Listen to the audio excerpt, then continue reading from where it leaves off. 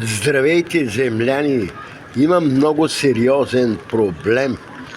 Атакуват ме зли извънземни, говорещи испански език. Вече това го осъзнах. Като минаха покрай мене, казаха в пресата. И как може да излезе всичко в пресата? Каква преса? Какви са тези истории?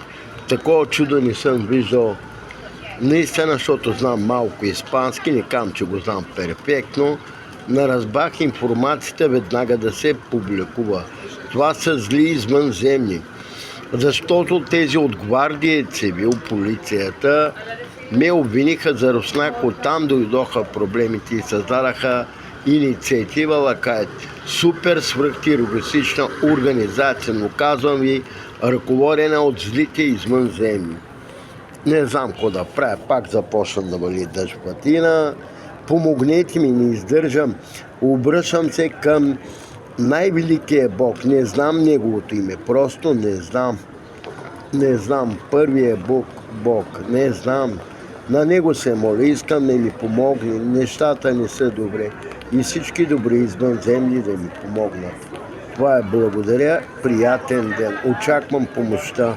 И ми кажете как да действам, ако заспа, искате да ми откраднат. И ако заспа, ми дайте съвет какво да правя. А иначе искат да ми откраднат и GSM-а, да нямам интернет информация, даже ми атакуват и интернета, като ползвам Wi-Fi. Страшна работа са тези зли извънземни. Помогнете ми, добре. Смятам, че от галактика Андромеда М31, това са нашите създатели, добрите извънземни същества, които създадаха първата цивилизация на Земята, и това е българската цивилизация, но за това друг път, защото в България покрай град Черпан беше намерена най-дребната кост на Земята от хуманоид, от човек. Това е.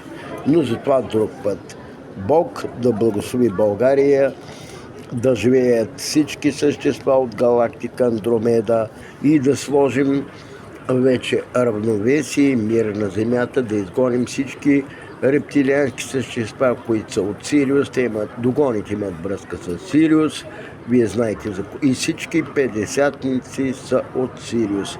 И голяма част от исляма също са привърженици, идват от Сириус. Това е проблема. Помогнете ми, андромедианци. Благодаря. Това е.